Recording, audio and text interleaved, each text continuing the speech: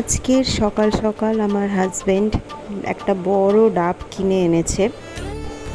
সেই ডাবটাই আমার ছেলে কাটার চেষ্টা করছিল।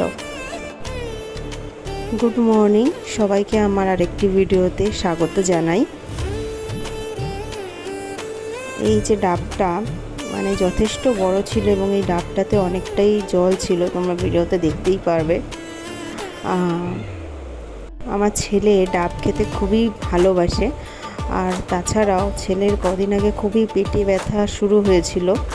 এতটাই ব্যথা যে ওকে ডাক্তার দেখাতে নিয়ে যেতে হয়েছিল, না হলে কমছিল না।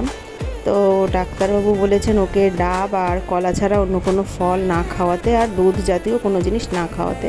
তো এই কারণে প্রতিদিন একটা করে ডাব ওর বাবা নিয়ে আসে। এমনিতেও নর্মালিও আগে মাঝে মধ্যেই ডাবও নিয়ে আসতো ছেলের জন্য।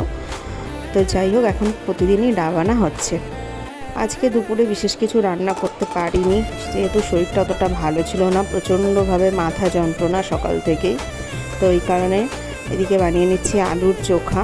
এদিকে পেঁয়াজ ভাজা হয়েছে, আর ওদিকে তো দেখলে লঙ্কা ভাজা দিয়ে আলুর চোখা বানিয়ে নিচ্ছি। যদিও ভাই আলুর চোখাটা শুধু আমি আর আমার হাজব্যান্ডই খাবে, আমার ছেলে খাবে না। ছেলেকে শুধু ভেন্ডি ভাজা আর আলু, নর্মাল জাস্ট আলু অল্প আর ডাল দিয়েই খাওয়াবো। ছেলে একদমই ঝাল খেতে পারে না, তো ওই শুকনো লঙ্কা ঝাল তো খেতেই পারবে না। কাঁচা লঙ্কা ঝাল হলে হয়তো অল্প সামান্য খেতে পারতো। তো যেদিন আমার শরীর ভালো থাকে না, এরকমই সিম্পল রান্না করি। তো আজকে দুপুরের মেনু তোমরা দেখতেই পাচ্ছ, আলুর চোখা, ভাত, এদিকে আছে ভেন্ডি ভাজা, আর এদিকে গাঢ় ডাল, যেটা আমি পেঁয়াজ, টমেটো আর একটু রসুন দিয়ে করেছি। তো কেমন লাগলো ভিডিওটা অবশ্যই তোমরা কমেন্ট সেকশনে এসে জানিও। ভালো লাগলে একটা লাইক করে দিও।